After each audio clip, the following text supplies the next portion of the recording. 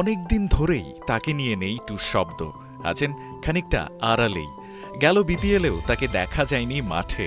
তবে বাংলাদেশের ক্রিকেটে মাশরাফি মোর্তজা মানে কি সেটা জানেন টাইগার ক্রিকেট ফ্যান মাত্রই। আড়ালে থাকলেও দেশের ক্রিকেট যে এখনো উষ্ণ করে সাবেক এই কাপ্তানের হৃদয়, তার প্রমাণ এবার মিলল আরও একবার। বৃহস্পতিবার শক্তিশালী ভারতের বিপক্ষে মাঠে নামবে লাল সবুজের দল। আর তার আগে নিজের ফেসবুক পেজে শান্ত হৃদয় মুশফিকদের শুভকামনা জানাতে ভোলেননি ম্যাশ। লিখেছেন, চ্যাম্পিয়ন্স ট্রফির জন্য বাংলাদেশ ক্রিকেট দলের প্রতি রইল শুভকামনা, সাহস এবং দৃঢ়তার সাথে খেলে যাও, শুভকামনা সবসময়। 2017 সালে মাশরাফির নেতৃত্বেই চ্যাম্পিয়ন্স ট্রফি খেলতে গিয়েছিল টিম টাইগার্স।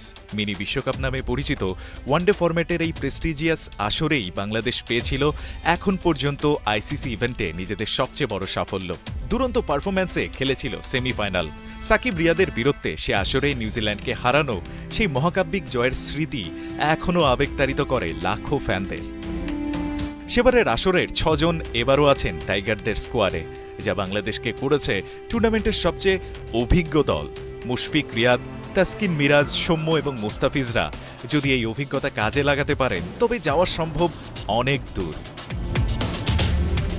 এবার আর মাশরাফি নেই সত্যি, তবে তার শুভকামনায় থাকা সাহস আর দৃঢ়তার বৃষ্টি যদি ঝড়ে মুষলধারে টিম টাইগার্সের মনের আঙিনায় বাঘের গর্জনে ভেসে জয়ের গৌরবময় মহাকাব্য যে পৌঁছে যাবে পাকিস্তানের প্রতিটি কোণায়, তা যে হলফ করে বলাই যায়।